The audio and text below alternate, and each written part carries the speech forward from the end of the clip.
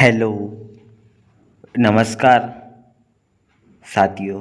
आपके अपने YouTube channel AB 97 classes में आपका हार्दिक स्वागत, हार्दिक अभिनंदन है। आज की इस क्लास में हम NCERT कक्षा 7th क्लास जो अध्याय नंबर 1 है हमारा, हजार वर्षों के दौरान हुए परिवर्तनों की पड़ताल, ये हम अध्ययन करेंगे। जो हमारी NCERT कक्षा 7 क्लास जो इतिहास है, सामाजिक विज्ञान, इसका हमारे जो अतीत है, इसका पार्ट नंबर 2 है, ये हम अध्ययन करेंगे। इसका जो पहला जो अध्याय है हमारा, वो है जी हजार वर्षों के दौरान हुए परिवर्तनों की पड़ताल, ये हम अध्ययन करते हैं। जो भी स्टूडेंट्स हैं इस चैनल पे पहली बार आए हैं तो इस चैनल को सब्सक्राइब ज़रूर करें। लाइक, शेयर और कमेंट सेक्शन में भी ज़रूर बताना कि क्लास कैसे रही। शुरू करते हैं आज के इस सेशन को हम एक नए सेशन के साथ, बेहतरीन सेशन के साथ। मानचित्र 1 और 2 पर नज़र डालिए। हमारा मानचित्र नंबर 1 है, ये दर्शाया जा रहा है, और मानचित्र नंबर 2 पे नज़र डालिए। कौन है अरब भूगोलवेत्ता, किसका नाम है, कहाँ से है, ये हमारे यहाँ से क्वेश्चन बन सकते हैं। तो मानचित्र 1 है, ये किसके द्वारा बनाया गया है? अल इंदरीसी ने 1154 में बनवाया था। जो मानचित्र जो 1 है, ये दर्शाया जा रहा है, ये किसके द्वारा बनाया गया है, कब बनाया गया है? ये बनाया गया था 1154 में। ये है मानचित्र जो कब बनाया गया था, 1154 में बनाया गया था। ये किसके द्वारा बनाया गया था? तो ये अरब के भूगोलवेत्ता के थे, उनका नाम है अल इंदरीसी ने बनवाया था।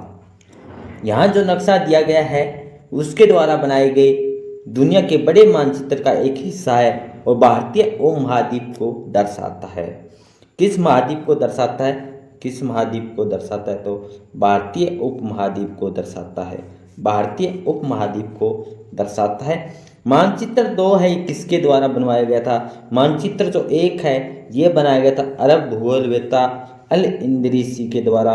कब बनाया गया था? तो हम कहेंगे जी 1154 में बनवाया गया था। दूसरा जो है मानचित्र जो बनवाया गया था 1720 में। पहला मानचित्र कब था? 1154, और जो दूसरा मानचित्र है वो 1720 में। कौन है? फ्रांसीसी मानचित्रकार। कौन है?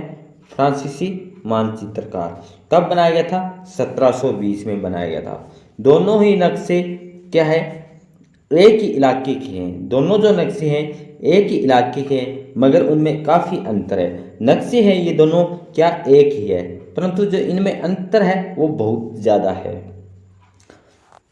अल इंदरीसी के नक्शे में दक्षिण भारत उस जगह है। जो अल इंदरीसी है, अरब भूगोलवेत्ता है, इनके द्वारा जो भारत है किस जगह में है?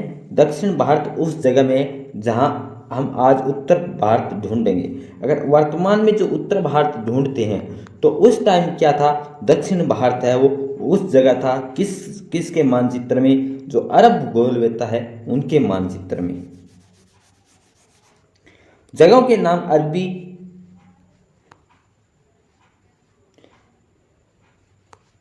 जगहों के नाम है वो अरबी में दिए गए हैं। उनमें से कुछ जाने पहचाने नाम भी है, जैसे कि उत्तर प्रदेश का कनौज। कनौज है वो किस प्रदेश में? उत्तर प्रदेश का है। मानचित्र 2 पहले मानचित्र के बनने के लगभग 600 वर्ष बाद बनाया गया था।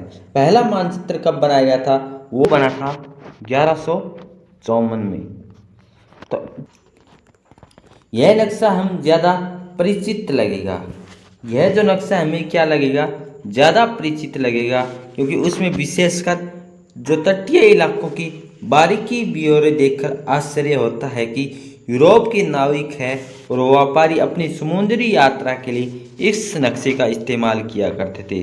देखिए अध्याय 6 में है, इसके बारे में और बताया गया है।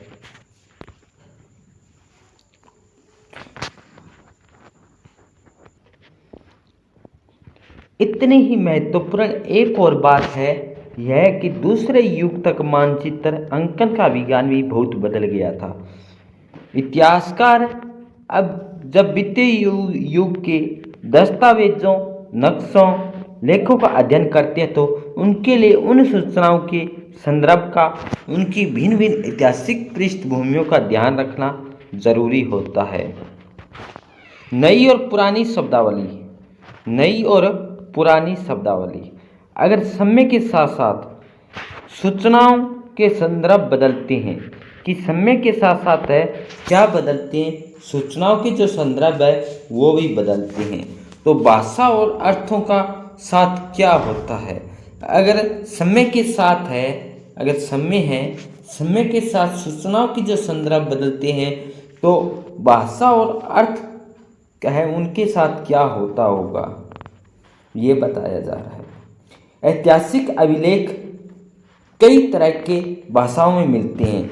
जो ऐतिहासिक अभिलेख है किन भाषाओं में मिलते हैं, वो कई भाषाओं में मिलते हैं और ये भाषाएं भी समय के साथ साथ बहुत बदलती है। कि जो इसमें इम्पोर्टेंट लाइन हमारी है वो है यहाँ से कि अगर समय के साथ साथ जो सूचनाएं हैं वो बदलती है तो भाषा और उसके अर्थ क्या होते हैं, तो समय के साथ साथ बहुत सी भाषाएं बदल जाती है और उनका अर्थ भी बदल जाता है। उदाहरण के लिए मध्य युग की फारसी, मध्य युग में है कौन सी भाषाएं, फारसी भाषा आधुनिक फारसी भाषा से भिन्न थी। जो मध्यकालीन युग था 700 शताब्दी के आसपास का, वो क्या है बताया जा रहा है, उसमें अगर फारसी भाषा की बात करें, वो जो आधुनिक फारसी भाषा है इसमें बहुत बदलाव है। क्यों बदलाव है, क्योंकि ये समय के साथ साथ एक बदलाव हो रहा है। ये भिन्नता सिर्फ व्याकरण और शब्द भंडार में ही नहीं आई है, समय के साथ साथ शब्दों के अर्थ भी बदल जाते हैं। सही बात कही जा रही है कि अगर समय है, समय के साथ साथ सूचनाओं के संदर्भ बदलते हैं तो भाषा और अर्थ के साथ क्या होता। ऐतिहासिक अभिलेख कई तरह की भाषाओं में मिलते हैं। अगर समय के साथ साथ क्या है, भाषाएं भी बदल जाती है और उनका अर्थ भी बदल जाता है। उदाहरण के लिए लेते हम हिंदुस्तान शब्द लीजिए। क्या लीजिए, कौन सा शब्द लेना है। उदाहरण के लिए हमें एक शब्द है हमारा हिंदुस्तान शब्द। आज हम इसे आधुनिक राष्ट्र राज्य भारत के अर्थ में लेते हैं। हिंदुस्तान को आज क्या कहा जाता है, भारत कहा जाता है। इसका शब्द का जो अर्थ है 13वीं सदी में, कौन सी सदी है जी, 13वीं शताब्दी है। कौन सी, 13वीं शताब्दी में, जब फारसी के इतिहासकार थे, कौन थे फारसी के इतिहासकार, वो थे मिनहाज ए सिराज। मिनहाज ए सिराज ने हिंदुस्तान शब्द का प्रयोग किया था। इंपॉर्टेंट हमारा क्वेश्चन बन सकता है जो हरियाणा सीएटी की तैयारी करने वाला है, अगर इस क्लास को देख रहे हैं, इस वीडियो को देख रहे हैं, तो ये क्लास इंपॉर्टेंट क्लास रहेगी हरियाणा सीएटी एग्ज़ाम के लिए, क्योंकि हमारे जो क्वेश्चन बनेंगे वो हरियाणा सीएटी एग्ज़ाम से बनेंगे। एनसीईआरटी के बाहर से कोई भी क्वेश्चन बाहर नहीं जाएगा, इसलिए ज़्यादा से ज़्यादा हमें एनसीईआरटी बुक का वो पढ़नी चाहिए। तो आज हमें एनसीईआरटी क्लास 7th क्लास कर रहे हैं, तो जो भी साथी इस चैनल पे पहली बार आए हैं तो इस चैनल को सब्सक्राइब जरूर करना। जो यहाँ से हमारा जो क्वेश्चन बन सकता है वो बन सकता है हिंदुस्तान शब्द का प्रयोग किसके द्वारा किया गया था, तो हमारा आंसर आएगा जी हिंदुस्तान शब्द का प्रयोग कब किया गया था, 13वीं सदी में। कौन सी सदी में, 13वीं शताब्दी में। किसके द्वारा, फारसी के, कौन कहा के थे, फारसी के इतिहासकार मिनहाज ए सिराज के द्वारा। जब उसका आशय क्या था, जब पंजाब है, हरियाणा और गंगा यमुना के बीच में स्थित इलाकों से था।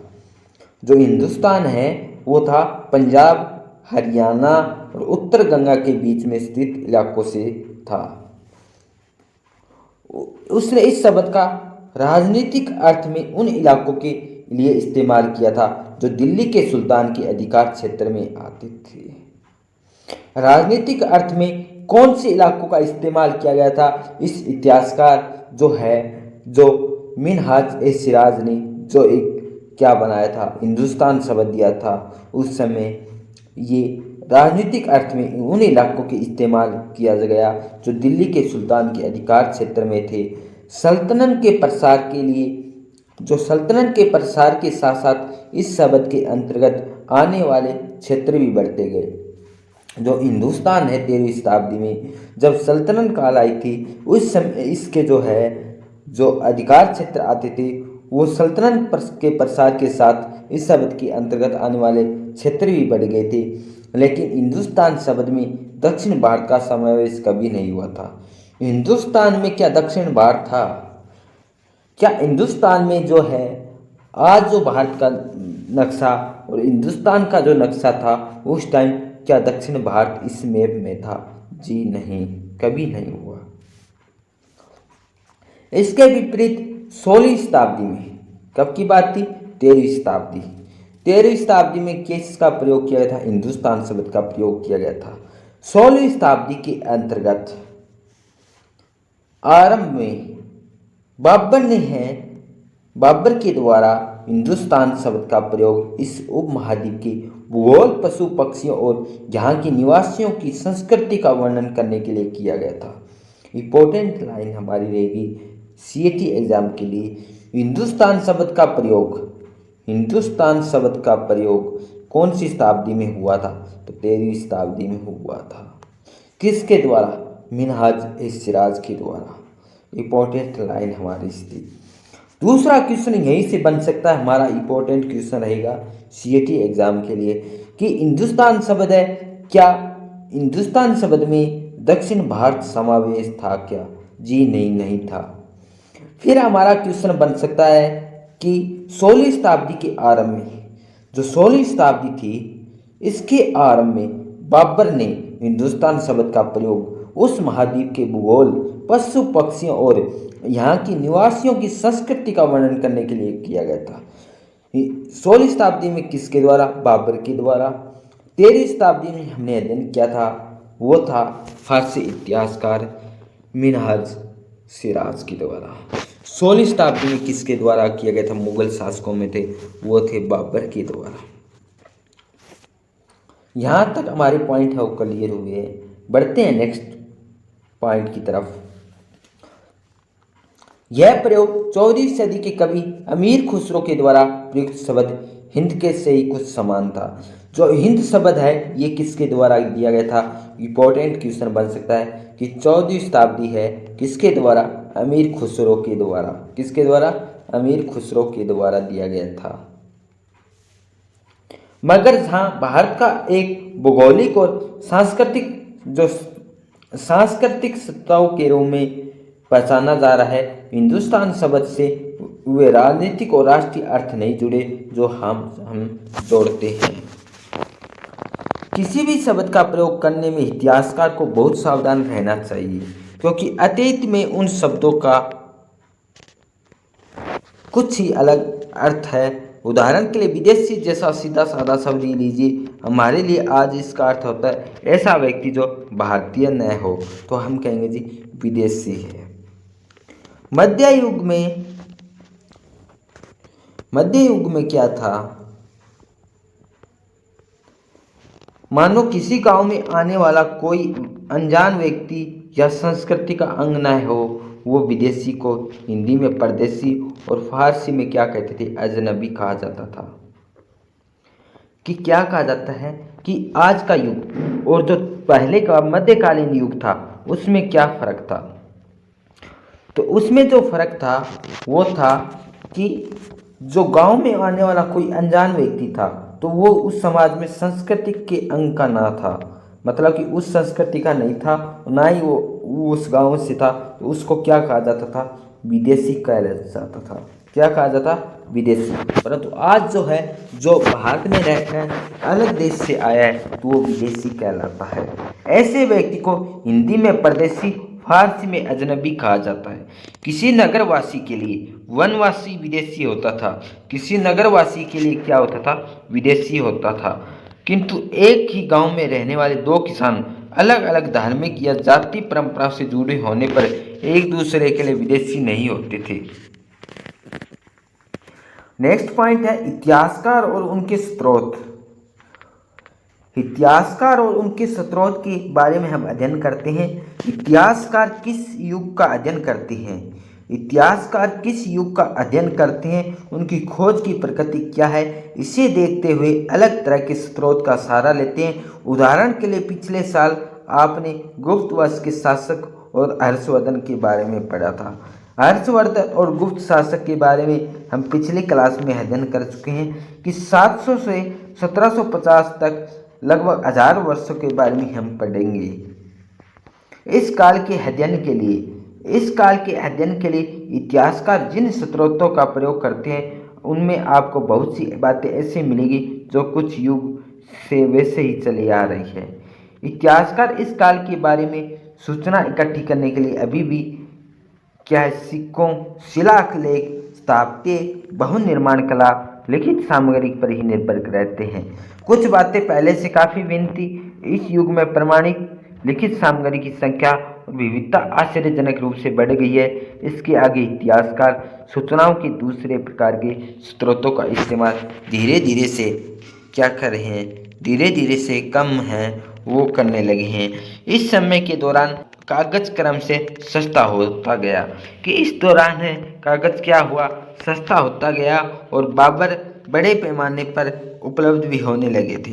बड़े पैमाने पर क्या है, ये उपलब्ध भी होने लगे। लोग धर्म ग्रंथ, शासकों के वृत्तांत, संत के लेखन और उपदेश, अर्जियां और अदालतों की दस्तावेज की हिसाब, करों के खाते आदि लिखने में उपयोग करते थे। धनी व्यक्ति शासक उन मठता मंदिर पांडुलिपियां एकत्रित किया करता था जो इन्हें पांडुलिपियों को पुस्तकालय और अभिलेखागारों में रखा जाता था। पांडुलिपियां और दस्तावेज में इतिहासकार को बहुत सारी विस्तृत जानकारी मिलती है, मगर साथ ही इनका उपयोग भी कठिन था। उन दिनों छापेखाने तो नहीं थे, इसलिए लिपिक और नकल जो विष है, हाथ से पांडुलिपियों को प्रतिकृति है वो बना देते। अगर आपने कभी किसी मित्र के साथ गृह कार्य की नकल उतारी है तो आप जानते होंगे ये काम आसान नहीं है। कभी कभी आपको अपने मित्र की लिखावट समझ में नहीं आती होगी, आपको मजबूर होकर अंदाज ही लगाना पड़ता होगा कि क्या क्या लिखा गया है। फलस्वरूप आपके लिखे में मित्र के लिखे हुए से कुछ छोटे मोटे लेकिन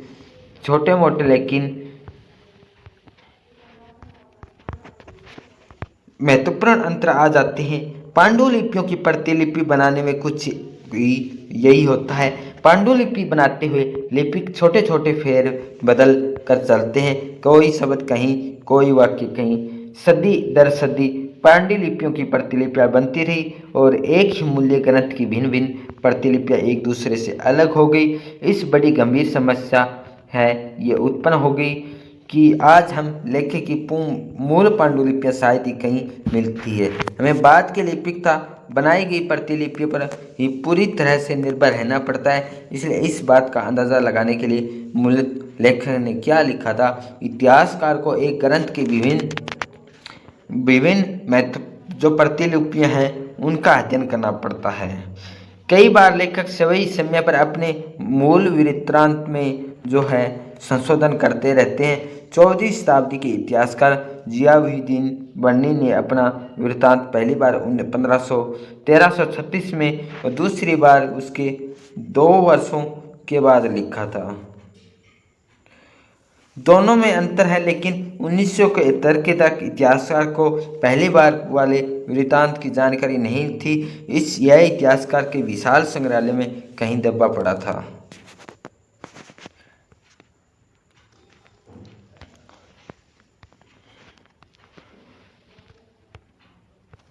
नेक्स्ट पॉइंट है हमारा नया सामाजिक और राजनीतिक समूह। ये हमें जो नेक्स्ट क्लास होगी हमारी CAT एग्ज़ाम की, उसमें हम अध्ययन करेंगे। तो जो भी साथी है इस चैनल पे पहली बार आए हैं तो इस चैनल को सब्सक्राइब ज़रूर करें। लाइक शेयर कमेंट सेक्शन में भी ज़रूर बताना क्लास किस रहे। ये जो क्लास है CAT एग्ज़ाम NTA आधारित जो पेपर लिया जा रहा है, तो उसमें जो हमारा कम से कम NCERT बुक है वो हम अध्ययन करेंगे जिससे हमारा बढ़िया स्कोर हो। तो आज की सेशन को हम यहीं विराम करते हैं। मिलते हैं नेक्स्ट टॉपिक होगा हमारा नए सामाजिक और राजनीतिक समूह। तो आज की सेशन को विराम करते हैं। Thank you all of you. जय हिंद, जय भारत।